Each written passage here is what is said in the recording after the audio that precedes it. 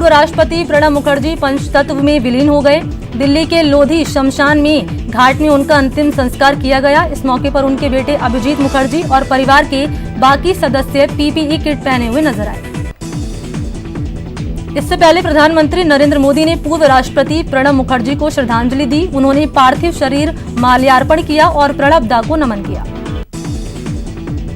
रक्षा मंत्री राजनाथ सिंह ने भी प्रणब मुखर्जी के पार्थिव शरीर पर माल्यार्पण किया और उन्हें श्रद्धांजलि दी। पूर्व राष्ट्रपति प्रणब मुखर्जी के निधन पर घोषित 7 दिवसीय राजकीय शोक के चलते संभागवार फीडबैक कार्यक्रम संवाद को स्थगित किया गया। पीसीसी चीफ डोटासरा ने ट्वीट कर यह जानकारी दी। अब 8 सितंबर को जयपुर और 9 को अजमेर संभाग का फीडबैक होगा।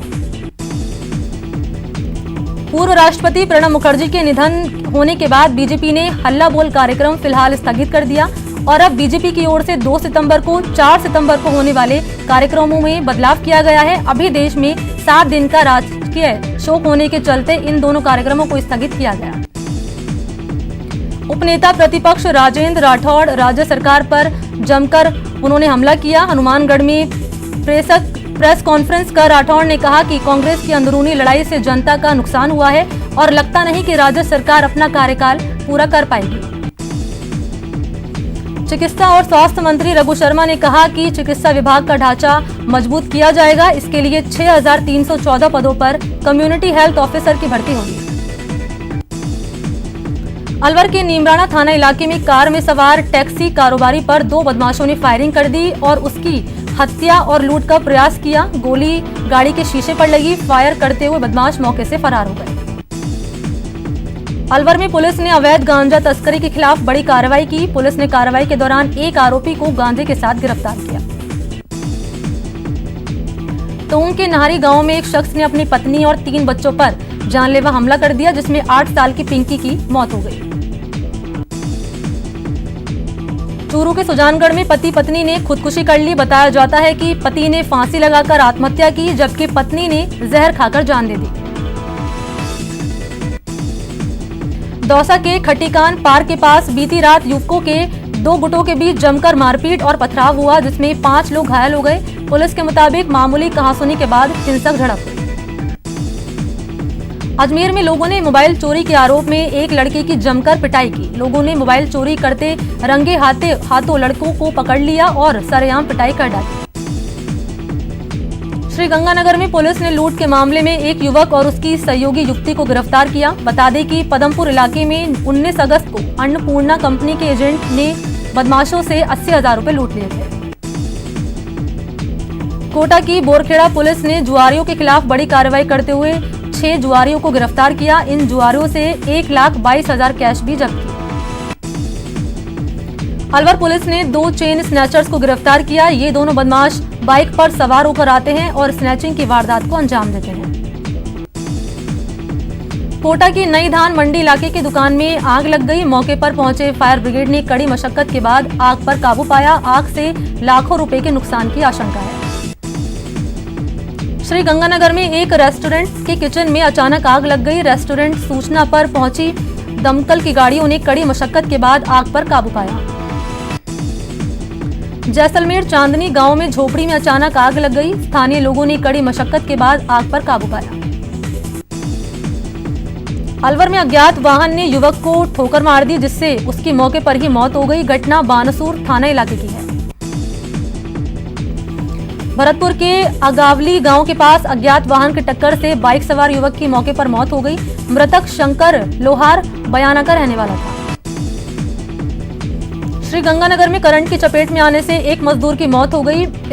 इस मौत से नाराज मजदूर संगठनों और कामरेड नेताओं ने जिला अस्पताल में धरना दिया और मुआवजे की मांग की। अजमेर के सिने वर्ल्ड चौराहे पर आज एक अधेड़ का शव मिलने से इलाके में सनसनी फैल गई। फिलहाल पुलिस मृतक की पहचान में जुटी है। श्रीगंगानगर में धान मंडी के पास एक शव पीपल के पेड़ से लटकता हुआ पाया गया। शव 2 दिन पुराना बताया जा रहा है। फिलहाल मृतक की शिनाख्त नहीं हो पाई है। हनुमानगढ़ में लोगों ने बैंक लूट की कोशिश को नाकाम कर दिया। बताया जाता है कि एक युवक बैंक में घुस गया और चाकू की नोक पर कैशियर से 3 लाख रुपए की मांग की। बीकानेर में फायरिंग के आरोपी 2 लोगों को पुलिस ने गिरफ्तार कर लिया। दोनों आरोपी नाबालिग बताए जा रहे हैं। इस बीच स्थानीय लोगों ने कोलायत उपखंड कार्यालय पर प्रदर्शन किया। बता दें कि फायरिंग में एक बच्चे की मौत हो गई थी। करौली के पूरा गांव में चोरों ने एक ही रात 3 घरों के ताले तोड़कर लाखों के आभूषण, नकदी और दूसरे सामान चुरा लिए। श्री गंगानगर में जेईई नीट प्रवेश परीक्षा का आयोजन किया जा रहा है। 9 बजे से शुरू हुई पहली पारी की परीक्षा 12 बजे समाप्त हो गई। श्री गंगानगर में परीक्षा के दौरान कोविड प्रोटोकॉल की सख्ती से पालना की गई। आज से जेईई की परीक्षा शुरू हो गई। वहीं कोटा में बी आर्क और बी प्लानिंग के पेपर शुरू होने से पहले एक कोरोना संक्रमित छात्र भी पेपर देने के लिए परीक्षा केंद्र पहुंच गई, जिसकी सूचना परीक्षा केंद्र पर मौजूद इंचार्ज ने एनटीए को दी। राजस्थान स्टेट ओपन बोर्ड की मुख्य परीक्षाएं 3 सितंबर से शुरू होने जा रही हैं। इसको लेकर परीक्षार्थियों को प्रवेश पत्र वितरित करने का काम किया जा रहा है। पहले ये परीक्षाएं अप्रैल महीने में होती थी। अलवर हनुमान चौराहे से लेकर बगड़ तिराहे तक बन रहे 4 लेन हाईवे जल्द ही शुरू हो जाएगा। पहले रोड के इसी साल शुरू होने की संभावना थी, लेकिन डिवाइडर रोड का काम होने से ये रोड साल 2021 के प्रारंभ में काम पूरा होने पर शुरू हो पाएगा। अजमेर जिले के प्रभारी सचिव भवानी सिंह देता ने स्मार्ट सिटी के तहत हो रहे कामों का निरीक्षण किया। कलेक्टर प्रकाश राज पुरोहित के साथ देता ने तोपदड़ा से नसीराबाद रोड को जोड़ने वाले प्रस्तावित नई सड़क की साइट भी देखी। भरतपुर के बिलोद स्कूल में लोगों ने ठेकेदार पर भ्रष्टाचार का आरोप लगाया। लोगों का कहना है कि स्कूल के निर्माण में घटिया सामग्री का इस्तेमाल किया जा रहा है। भरतपुर में आशा कर्मियों ने कलेक्ट्रेट पर प्रदर्शन किया और सरकार के खिलाफ जमकर नारेबाजी की। उन्होंने आशा सीएम के नाम प्रशासनिक अधिकारी को ज्ञापन सौंपकर मानदेय बढ़ाने की मांग की। चित्तौड़गढ़ में गौ ग्राम सेवा संघ ने सीएम के कलेक्टर को ज्ञापन सौंपा और गौ संरक्षण नियम में बदलाव का विरोध किया। डूंगरपुर जिले के नर्सिंग छात्रों ने विभिन्न मांगों को लेकर बीजेपी के प्रदेश महामंत्री सुशील कटारा को ज्ञापन सौंपा। देश में कोरोना मरीज की संख्या 36,91,000 हो गई। पिछले 24 घंटे के अंदर 69,921 नए मामले सामने आए। कोरोना से पिछले 24 घंटे में 819 लोगों की मौत हो गई। इस तरह इस बीमारी से अब तक 65,435 लोगों की जान जा चुकी है। राजस्थान में कोरोना का आंकड़ा तेजी से बढ़ रहा है। आज 670 नए केस सामने आए, जिसके बाद कुल आंकड़ा 82,363 पर पहुंच गया। इलाज के बाद प्रदेश में 66,929 लोग ठीक हो चुके हैं। फिलहाल प्रदेश में 14,372 एक्टिव केस हैं। दौसा में 18 कोरोना के नए केस सामने आए। इसके साथ ही दौसा में कोरोना मरीज की संख्या 613 हो गई है। अजमेर में कोरोना से 4 लोगों की मौत हो गई, जिसके बाद जिले में मौत का आंकड़ा 95 हो गया।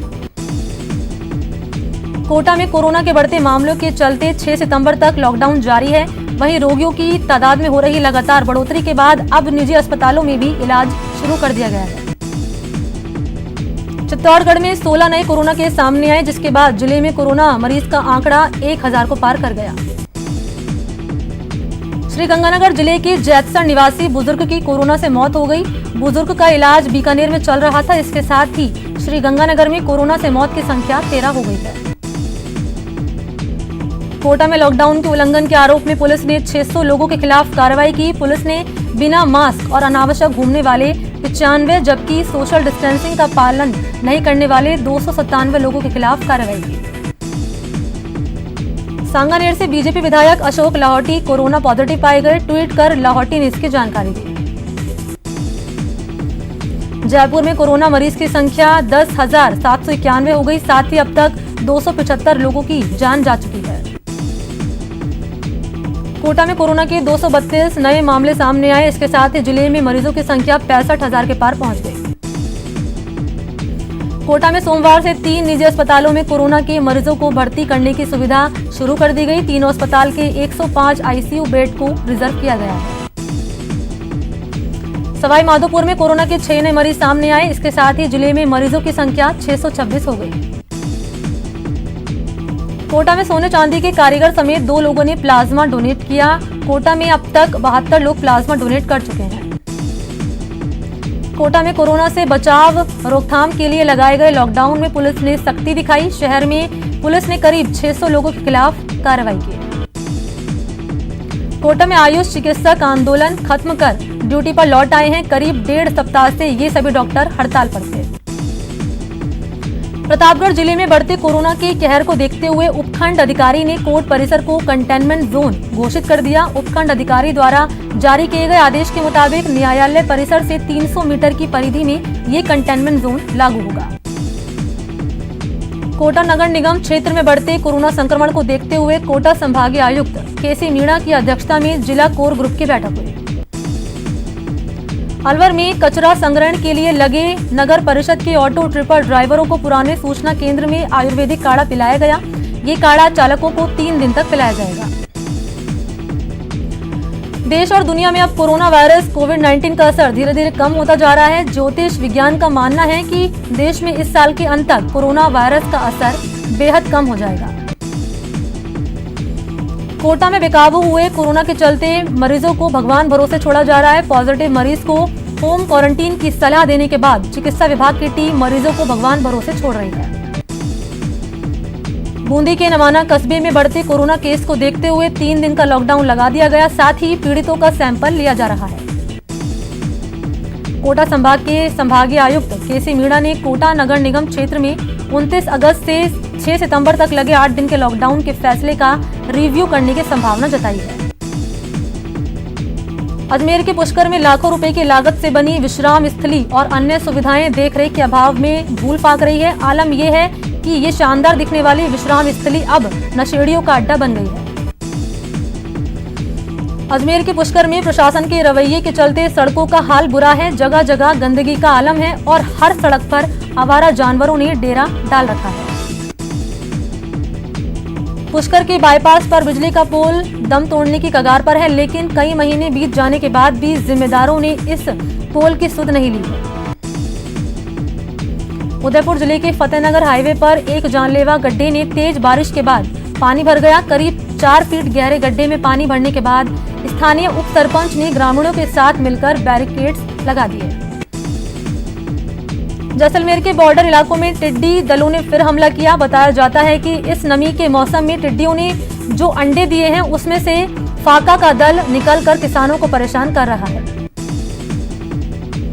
जोधपुर जिले में पिछले 24 घंटों से लगातार बारिश, कई इलाकों में बाढ़ जैसे हालात हो गए हैं। शेरगढ़ कस्बे में कल से अब तक 12 इंच बरसात होने के बजाय मजार में 4 इंच से 5 फीट तक पानी भर चुका है। कोटा के चंबल नदी में बांध में पानी की आवक कम हो गई। गांधी सागर बांध से भी पानी की निकासी बंद कर दी गई। वहीं कोटा बैराज डैम के 2 गेट खोलकर चंबल नदी में पानी छोड़ा जा रहा है। उदयपुर में कुछ दिनों में हुई अच्छी बारिश के बाद अब स्वरूप सागर झील पर पानी की चादर चल रही है। ऐसे में अब जलदाय विभाग स्वरूप सागर झील के गेट खोलकर पानी की निकासी आयड़ नदी में कर सकता है। उदयपुर में लगातार बारिश से सभी जलाशय लबालब हो गए। शहर से सटे बेदला गांव की नदी भी ओवरफ्लो हो गई। महिलाओं ने नदी की पूजा अर्चना की। उदयपुर के मावली इलाके में मूसलाधार बारिश के बाद कस्बे की कई दुकानों में पानी भर गया।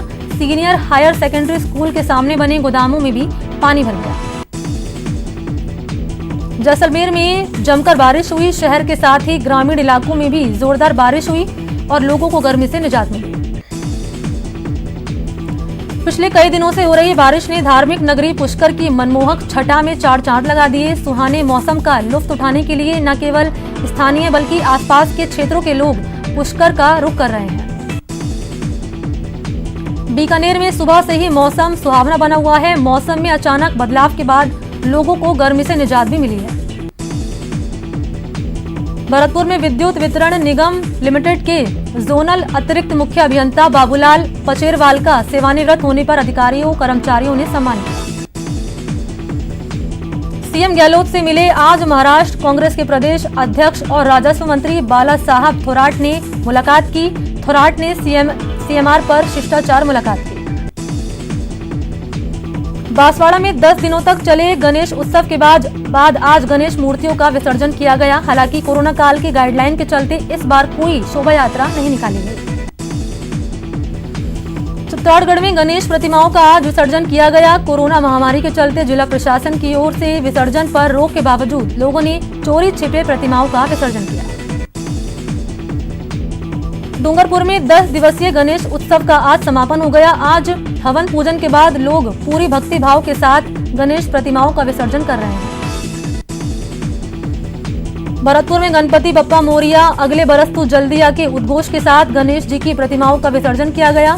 प्रतिमा विसर्जन के बाद जल को पेड़ के पौधों में डाला गया और पर्यावरण को बचाने के लिए पौधारोपण करने का संदेश दिया गया।